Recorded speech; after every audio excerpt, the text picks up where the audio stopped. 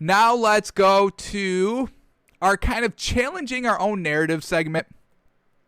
We've got some stats up here of what has happened here in the first half of the season. We've got kind of the ESPN player rankings here, so we can kind of take a look at that. We have the overall summary here of this season so far, what the teams are actually doing. So if we have to look at that, we can. But let's just kind of see what we are saying in the first half of the season, see what the actual stats are all lining up, and seeing like who's right, who's wrong. Should we be changing our narrative or just kind of shifting our narratives a little bit? Are our narratives truly right? Which they should be. I mean, come on, we know what we know what we're talking about here. So let's talk. Don't know if this segment's going to work. Don't know if we're going to be able to kind of see anything that we haven't been seeing or kind of what we're trying to do here. And if not, then we still just go to our NFL draft prospect of the day. We still got segments to do here, folks. So, alrighty.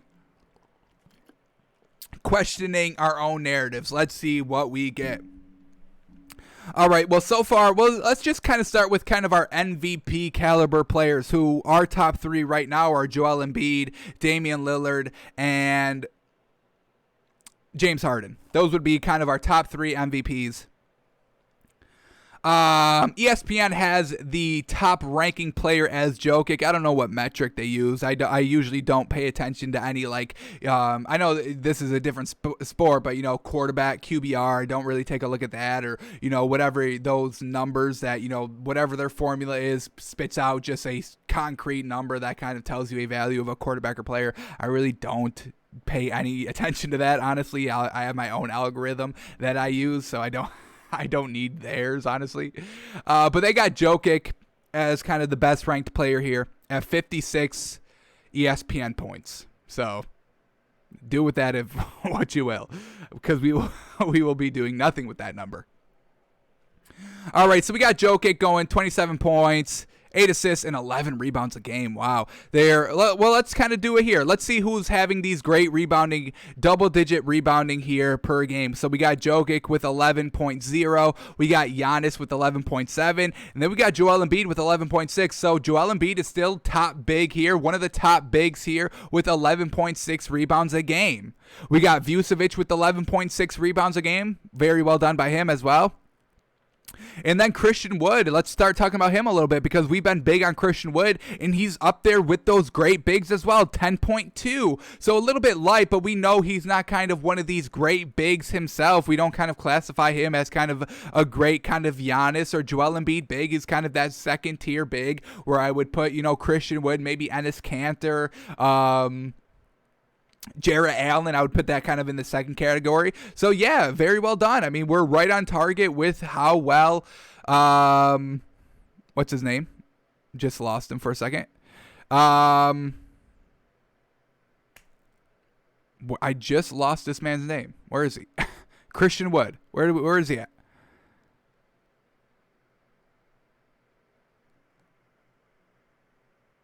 Christian Wood right here. All right. Yeah, so he's kind of second tier bigs, Christian Wood. We get Julius Randle with 11.1 rebounds as well. We know he's kind of really, I don't want to say single-handedly carrying this Knicks team, but we know he's kind of the premier player on this Knicks team. So these 11 rebounds a game by Julius Randle, it's better than Jokic. It's right on par with Giannis and Joel Embiid. So very well done by Julius Randle, and he's putting up 23 points along with that with 5 assists. So very, very great start of the season to Julius Randle. Absolutely magnificent. We get Karl Anthony Towns averaging 10 rebounds, but he's only played 16 games. We know he missed a lot of that first half of the season because of the close contacts with the COVID. So I think he actually had COVID too, so not great there. So we can't really take his numbers into account here because he's playing like half the games that everybody else has. So we're not going to pay too much attention to Karl Anthony Towns. We do know he's good. We're not knocking him, but he's only played 16 games. Or we're talking about 36 for really kind of everywhere else, for everybody else, 32 to 36. All right, does anybody else have more than double-digit rebounds? We get Andre Drummond, wow, averaging 13.5 rebounds a game. Now, we know he's only played 25 games, but, he's really kind of been front-loaded those games because he's been kind of sitting out because Cleveland is looking to trade him, so they don't want him to get injured. But when he's playing those 13.5 rebounds, absolutely magnificent. And look at this, folks, Clint Capella, 14 rebounds a game. Yes, sir, that's why we like the Hawks. Clint Capella, Trey Young. Clint Capella has more rebounds than anybody else. He's more rebounds than Giannis and all those other bigs. Now, he's not scoring the ball as greatly as those other bigs are, but he's getting it done down low. When you have great shooters in Trey Young, the bigs don't need to kind of be your main point focus, or just points don't need to be their main focus. So he's getting it done on the defensive end, on those offensive boards, with 14.2 rebounds a game in 32 games. It's not like he's only played, 4 games. He's playing the entire season. So once again, this is why we like this Hawks team, folks. Clint Capella, he's truly great here. 14 rebounds a game. Yes, sir. And then Rudy Gobert, here he is, 13 rebounds a game. Now he's kind of more on par with Clint Capella, 14 points. They both have 14 points.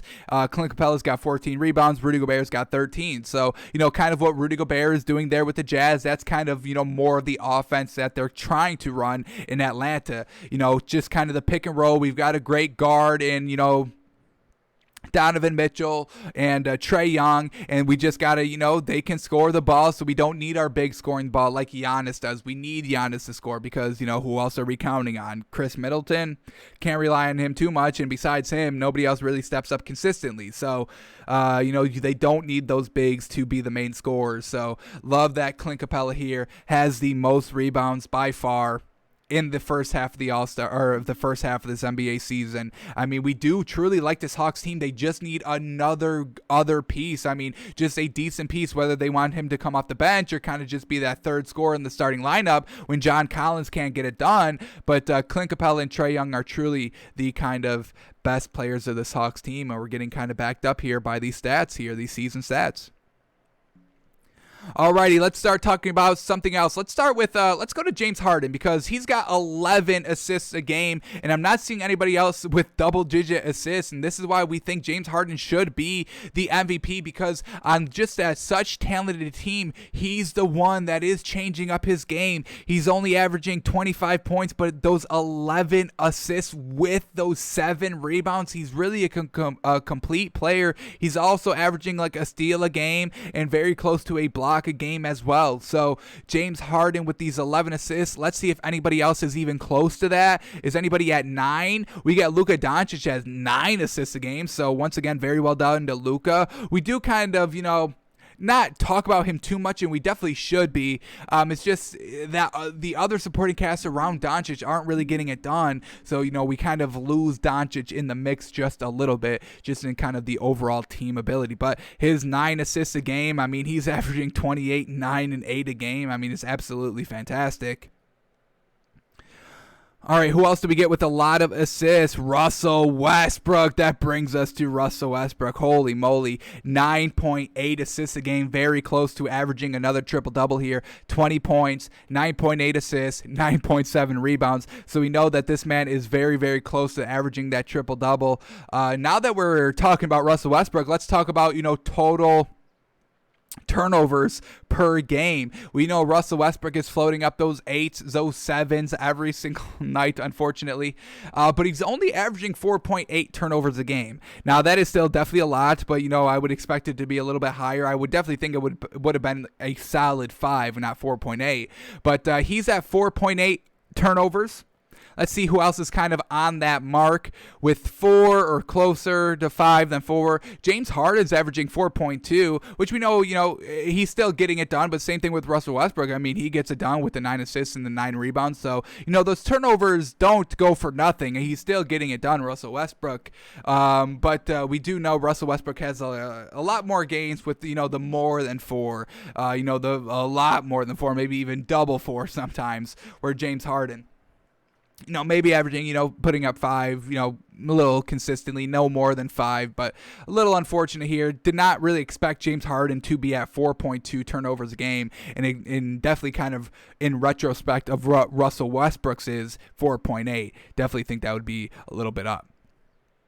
Luka Doncic is also at 4.2 turnovers a game with James Harden. So, with all those great assists, with all those high assisting numbers, you're going to have turnovers as well. But as long as you're still having those assists, we can kind of forgive the turnovers a tad, as long as they're not out of control like, usually Russell Westbrook's are. Alrighty, Trey Young looking to be the second highest turnover machine here, and that's something that we really don't talk about when we talk about Trey Young. So I guess we're going to have to start looking at his turnovers a little more consistently here, because he's at 4.4 turnovers a game, and that's definitely higher than James Harden and Doncic. It's a little under Russell Westbrook, but we don't want you to be really kind of close to Russell Westbrook. So Trey Young, let's start talking about him now, averaging 26 points a game, the 4 turnovers, but once again, then 9.4 assists. So he does have some wiggle room there with the turnovers, since he's getting it done with the assists, and then 4.2 rebounds a game. But those assists are there. Looking to be the second highest besides of James Harden. He's got more assists than Luka Doncic. Nobody else really even has 9. We get Russell Westbrook with 9.8. We get Trey Young with 9.4. We get Doncic with 9.0. Any other 9 or 10 or even 11? Anybody got more than 11 assists per game here?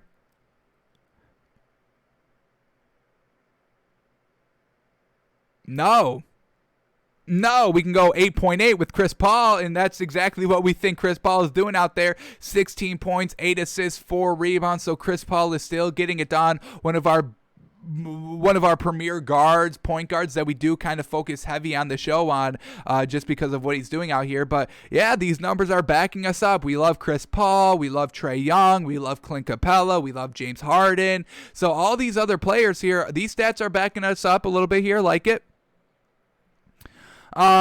Let's go to the second page. Any sleepers here in the second page? That was kind of the top 50 we were looking at. So let's go to kind of 50 through 100 here and see if there's anybody sleeping on us here. Anybody truly underrated here in the assisting or rebounding category. We get DeAndre Ayton with 11.4 assists. Once again, why we like this Suns team. We got the scorer in Devin Booker when we need it. We got the assister in Chris Paul with the 8.8. And then we get DeAndre Ayton with the 11 boards a game, right up with the other good bigs that we like to see. But now DeAndre Ayton's kind of in that second tier bigs where kind of Clint Capella and Rudy Gobert are, so a little light compared to them, but we're still getting the double digit rebounds for him, so we can still take this for DeAndre Ayton with the 11. Jonas Valanciunas for the Grizzlies, once again, averaging that 11.3 rebounds a game. Fantastic. Let's see if we can we can find quickly John Morant. He's right here. So we kind of compare this Grizzlies team a little bit to this Hawks team, between the kind of the pick and roll between, the great guard in John Morant and Trey Young, and the great big in Valanciunas and Clint Capella. So Valanciunas with the 11 assists a game. A little bit of a lighter than what Clint Capella is doing with the 14. And then we get John Morant with the 19 points. And once again, a little bit lighter than what Trey Young is doing here with the 26 points a game. So they are very comparable, but what did the Grizzlies have? Better supporting cast. I mean, they got Dylan Brooks, and they got... I know I'm forgetting another one, but they do have a better supporting cast. So the Hawks have the better kind of main pieces, but the Grizzlies have a better team overall, and I honestly think that's better. I mean, let's just go to the standings right now at the All-Star breaks. What's having more success here? Just kind of the great guard and great big, or the very good guard and very good big and the decent supporting cast around him? Well, we get the Hawks at the 11th seed with 16 and 20, and then we get the Grizzlies at 16 and 16, the 10th seed in the West. So they're honestly... they both got 16 wins. We do know the Grizzlies have played less games because a lot of their games have been postponed. So the Hawks do have 4 more games played and 4 more losses. So overall, better winning percentage for the Grizzlies in a tougher conference. So overall, you do need that good team. And once again, that's what we say on this show a lot. You can't just have a great superstar. You can't really just have two great pieces. You at least need three fantastic pieces on your team, or just a great team in general. That's why the Knicks are having success, because they have a good, decent role-playing team in general. They're kind of very deep when you look at just kind of consistent talent, and that's why the Grizzlies are doing better than the Hawks right now, because they do have that kind of better starting lineup. So once again, kind of just right on track with our narrative a little bit. Liking that. Alrighty, what else we get here in the kind of second page here? We'll continue on. What were we looking at? The assists. Kind of looking at kind of 9 or higher assists here. Anybody else with 9 or higher assists? It's not looking to be so. Or double-digit rebounds here. All right, here we go. Looking to be kind of the last player here with the kind of 11 more than double-digit rebounds here, and it's Enes Kanter, another great big that we love, and he is truly stepping it up in place for Jusuf Nurkic here for the Blazers. So once again, we do have to kind of shout out here Enes Kanter a little bit. He's at the 11. He's at 11.9. We basically at 12, which is better, because we saw kind of, these elite bigs that can score and rebound. They're kind of at 11 rebounds, but the kind of second tier bigs that don't score a lot of points, they're at kind of the 13, the 14 rebounds. So, Enes Kanter basically at the 12 rebounds. Very well done, because we know he's not the best scorer out there, only averaging, 11.9 points a game. He averages 11.9 points a game and 11.9 rebounds a game. I mean, he's literally equal scoring and rebounding. It's truly fantastic out here. So yes, sir, Enes Kanter getting it done. Kind of this second tier category of bigs. Loving this from him, truly. And he's kind of like their second big, so a bench player kind of big, even though he can be a starter on really most teams out here. But when Jusuf Nurkic comes back, once he kind of gets fully healthy, I expect him to return to the starting rotation. But, you definitely got a great big here, and Enes Kanter stepping it up here. That's why the Blazers are winning games. Alrighty, and then let's just go to 100 to 150, seeing if there's really anybody else here. We get Draymond Green here. Dang, they rank him 107th best player in the league. Wild. Just because he doesn't put up a lot of points, but that's not his game. He's just kind of a nice four, a nice defender, nice beef. Rebounding, assisting is more of his game. So we know Draymond Green's not the best scorer, only 5.7 points a game, but that's not his game. So we don't expect that from him. That's why they got Steph Curry, because he can put up the 40 points a game and kind of make up for that kind of lack of scoring production in the kind of starting lineup. Anything else here for the assist or rebounds? Anything we're missing? We'll go back to the first page and kind of finish that off a little bit. Alrighty, so that's all kind of the best bigs and the assisters out here. Let's go back to the first page of the top 50 players here and kind of continue on just a little bit longer here. Let's go back to, who do we want to go to now? Let's go to Damian Lillard now. Let's see what he's doing, since we kind of classify him as kind of our top 3 MVP candidates. He's at 29 points a game, 29.8, very, very close to 30 points a game. And he's also putting up 8 assists and 4 rebounds. So very well done. Let's kind of focus on points. Who's really putting up these points a game? I mean, we get kind of a 32 by Bradley Beal. And once again, that seems to be kind of the highest on just kind of first glance here. Almost certain that's the highest. So we get Bradley Beal with 32.9, very close to 33 points a game. And once again, that's what we know of Bradley Beal. He's the only main scorer on this Wizards team. We know Russell Westbrook can step it up, and he usually does. He's usually around 20. Let's get an official number on him. Russell Westbrook, 20.3, exactly what we said, 20. So we know Bradley Beal's the main scorer. We know Russell Westbrook's a secondary scorer. We just need that other player, and usually it's Davis Bertans off the bench for them to score. But Bradley Beal taking it into his own hands with a 33 points a game. Absolutely fantastic on 48% shooting. I mean, that's truly great, folks. I'll give him it. 48, holy cow. The best shooting here so far. It's like 56%, but that's Jokic, under the basket. We do know he does shoot threes, but he's big. Most of his points are coming from underneath the basket. Same thing with Giannis, 55% shooting. Once again, he's under the basket. We know he doesn't even really take that many threes, and when he does, he doesn't really hit them. So more under the basket. Same thing with Joel Embiid, 52%. He can hit the threes good. He's majority under the basket since he is a big. But when we're just looking at guards, 48% here. We get Kevin Durant at 52%, but he's only played 19 games, so we really can't take that number. Luka's shooting 47%. James Harden's shooting 48%. But the fact that Bradley Beal is putting up basically 33 points a game and shooting as well as all these other guards that aren't taking all these shots or aren't putting up, 33 points, 25, 26, 27, he's still kind of shooting better than all of them. Steph Curry shooting 47%. Damian Lillard is shooting 44%. So Bradley Beal is really truly killing it this year. What a great field goal percentage. And we do give a lot of respect to Bradley Beal. It's just unfortunate that, for the first half of the season, they weren't, the best team. Now they have gotten back on track here the last kind of 2 weeks, and we have kind of been elevating them up a little bit here, but would like to see Bradley Beal start to get others involved a little bit more here. We do need some more consistency here by the role players of this Wizards team besides Davis Bertans. Because I don't know. Bradley Beal, he has kept up the great shooting percentage in the first half of the season, but is he going to be able to continue it on? Because if Bradley Beal starts to kind of flounder here in the shooting department, there's nobody else that can step it up and get it done consistently. That's kind of why the first half of the season is so important, to just kind of figure out, all right, what can our team do? What are these good rotations? Who works with what? What works with what?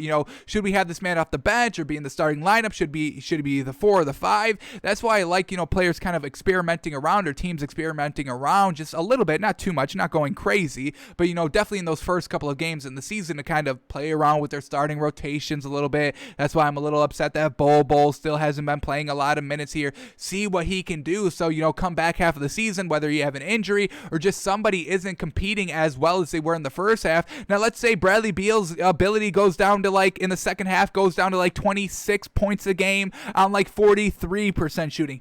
Who's going to make up that difference? We don't know, because they haven't experimented around. They haven't kind of gotten other players involved a little bit more. So if Bradley Beal can keep it up, they shouldn't have too much of problems. You are going to want to, have other players to score the ball. But, if he can keep it up, he can keep it up, and maybe he can keep winning some games here. But our only concern here with Bradley Beal and the Wizards is if Bradley Beal cannot keep up this extraordinary pace of 33 points a game on 48% shooting.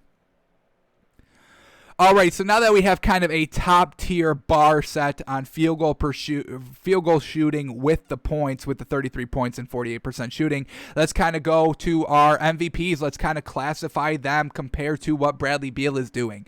So we'll go to Joel Embiid, since he's one of our picks here. He's got 30 points on 52% shooting. Once again, he's a big, so more of his points are coming underneath the basket, although we know he does shoot the three kind of very well. So Joel Embiid kind of right on pace here, right on par with Bradley Beal's, just kind of scoring production.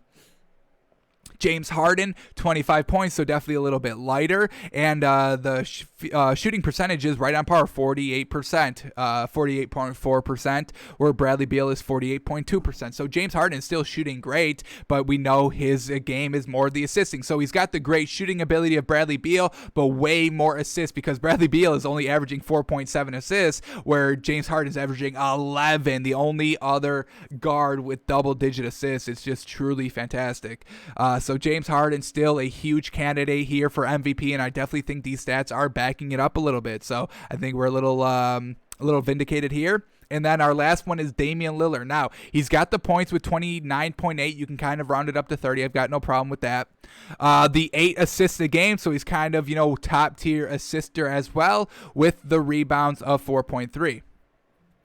But the shooting percentage is a little lackluster with 44%, so not as great shooting as James Harden or Bradley Beal, but he's still having great scoring output and great assisting output, so kind of mixing Bradley Beal and James Harden together here with the points of Bradley Beal, the assists of James Harden, but just that shooting percentage does need to be up maybe a little bit more if he truly wants to compete for this MVP.